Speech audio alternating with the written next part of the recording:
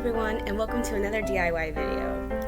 This time around I have the liberty of showing you how to make a star-spangled banner wreath. So some of the materials that you will need are a paper plate, a ribbon, some blue and red construction paper, and a star template. You can also use glue.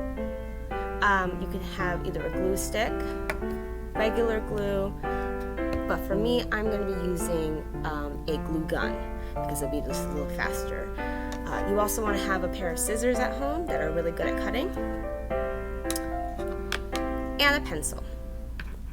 So what you want to do first with your star wreath is you want to cut out the center part of your paper plate. Now, most paper plates have this sort of ring around it, which makes it a little bit easier for you to cut. So you just want to cut around that area of your plate. And once you finish doing that, it should look something like this. So just the center is cut out. It's a little choppy, but that's okay because your stars will be covering this in a few minutes. So once you cut out your plate, you then want to take your star template and start by tracing out a few stars. Now some stars you can make either bigger or smaller if you want to do it that way, or if you want to use the template that's provided for you in your bag, you can have them all the same size. I would say 5 or 6 per each color is what you want to have, so that way it fills up the whole area of the wreath. So, oh, I missed a spot. Okay. So there you have your star, and then you want to keep doing that. And once you're done with that, you want to cut them all out, and then you should have a bunch of stars of both red and blue. If you want to add white, totally up to you, but the white tends to be your paper plate. So with your stars, we want to take our plate,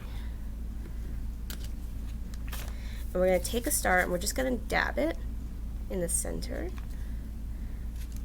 and attach it to our wreath as such,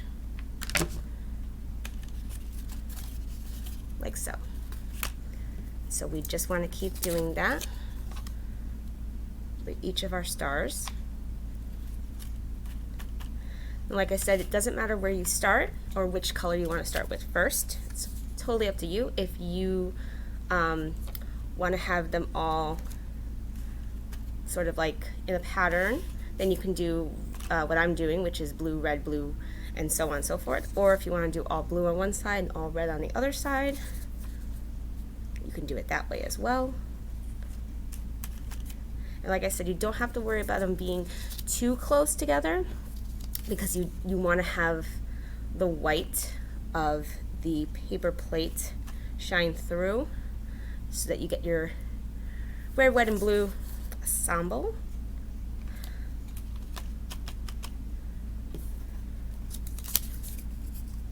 And it might get a little messy with the glue. I know when you're using a glue gun, you get all these strands, so I'll have to make sure once I'm done that I just get rid of the little cobwebs. Okay. So now I have a dilemma. I have to be very strategic about this so I can continue my pattern. Okay.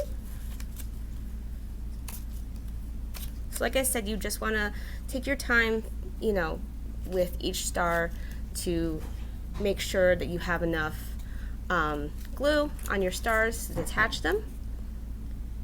And there you have it. You have all of your stars, oops, all of your stars attached. So let that dry for now, and while that's drying, you want to take your ribbon and you want to just make a little loop out of it. So these ribbons are provided for you in your bag, but if you don't have this type of ribbon, if you want a different type of ribbon, you can totally find anything. If you want a more solid ribbon, if you want a bit more colorful, it's up to you. But with your ribbon that you have, you want to cut it just a little bit long so you have enough to make a loop so that you can have it hang.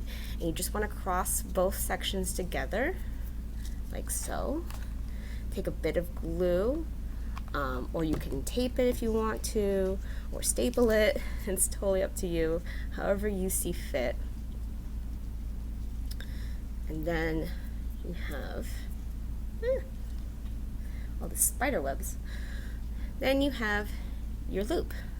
So once your wreath is fully dry, you can flip it over, and with your ribbon loop that you have made, you want to attach it to what you want to be the top of your wreath. And you just want to add a little glue to the back of the plate and press down to hold for a few minutes so that it settles in. And then you have your loop that you can hang your paper plate from. And that's pretty much it. If you want to, you can add a few embellishments that are also provided. You can add some confetti that is patriotic. You can add some crepe paper and have them hang off the edges of your wreath if you would like, with all three colors. As such, have them hang off your wreath. Or if you prefer, we also provided some patriotic fabric of different shapes and sizes.